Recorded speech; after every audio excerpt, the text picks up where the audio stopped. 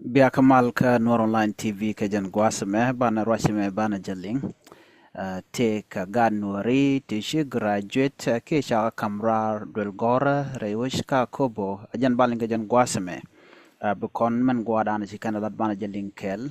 lan mo gwalong sha la don rewichin bini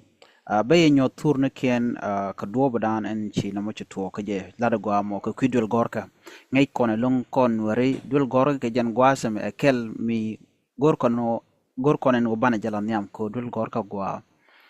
name lat mu gwa mashalat re wish ka kobo ken yam be kon lat madana shit tok tong mi ka kor bana kulo ka turun kon kon ka gwich kanetin kon tin chi graduate re which and wini ke cha kamrar shala do nene re wi ka kobo shi neti shop ka koru di jan badda gwidero tetere dien kamen katredian ke wuni chala dun wo shika bradul gora chala nene ne to kor wida wel baro ke ngweni ke wuni kan ne to shop ke jan bakel wida diech wa ke ngweni man ti graduate ke shi bradul gorka shawra mo shajalat chala do nene ken shika tok kai city ka chiga tokba ka ta dan chit ke lat ke chit ka ta dan de poultry farming beekeeping air dressing and fish preservation wa kan chiga toko ka pet leini chit ka man plani ke de pidone kan ba chiga toka ta dan de tuar de je pit ke ja ka kan ba wa chika tok ka do badan en de miem de ka lat ke je chit ke miem nat miem wun miem man kan dial ka ti ko kan kon lat ke jan gwasmen tame ke jan modern na mene wa chika tok ba ka city ke ka computer en mo mishalat along and go she togen wini ka chilo ne tan wan chatet de yana jek shaje share ba ka social media gwasme be nyot tin kon ke ne tin kon tin chi graduate ashirgamen shaling was men chala yana won shinati shop ka koru de jan badda widaraw kanete konde shi graduate kanete ne to koru de wal baro radian ke wuni kanete jan bakkel with the dh kamen ne me chajalat ane den kontin lat kaneme wa organization actual ke nrc wa kanete kon tin chila do gwa me shikanalat ke duoba nanan shina siga graduate keje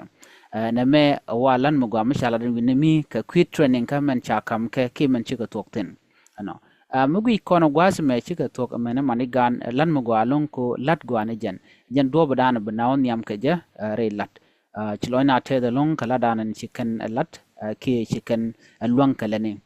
shirgamnen yana me alanne kon dial gorkan training gorkan education gorkan o bakan nye gorkan o biken professionality in dana tiga ke biken nyot ke biken ne ko ken biken ko gor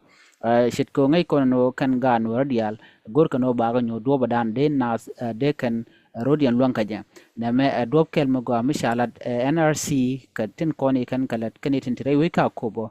ko de kan dul gor ka de kan ja kan yam wishin wini lo ne to wanche te the longer social media jin na ga jeno der na der nyo kan nasin ko ken de larity degan kula shu gwana tin kon gor kon no de ko tin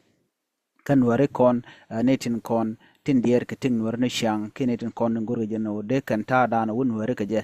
de kan ngach eneme kel mo gwalon ki mi dini je long en mishalat am gwaseme ko en canadial mi nyot kana do bon gwada de kan lat ka dorin ke do da an de kan lat karo kel mi di de long re teka mi cha nyo da re ka kubo mo gwalon bona dan en chidul gorka chikana jakan yam ke chikana no kono abdul gorka balan yam re wichin winimi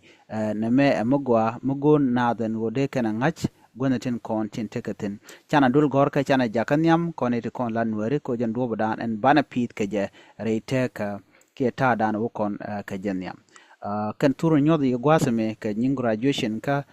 ka netin konti ci brar ci loina test ka ladan gwanda na chikana lat radian tigani ito computer tigani ito kata dan de tuar de je pit ke je ci tani ci to ke hairstyle ke do dan de miem de lat ke je ken letun wan ko kien jen le dan gorno de nyora ye kele na me jira mo mi jira mo jidit kan online tv channel don jen shang nem ko di ke kan ben ngwasme de jogono jen gorno bi subscribe ka bi learn content ba non kan online tv ko bi kan kula mala shub ka ji goro jen bi notification bell bi jetwan kan online tv jen gwa dan de kon chongten bi atikamal bye bye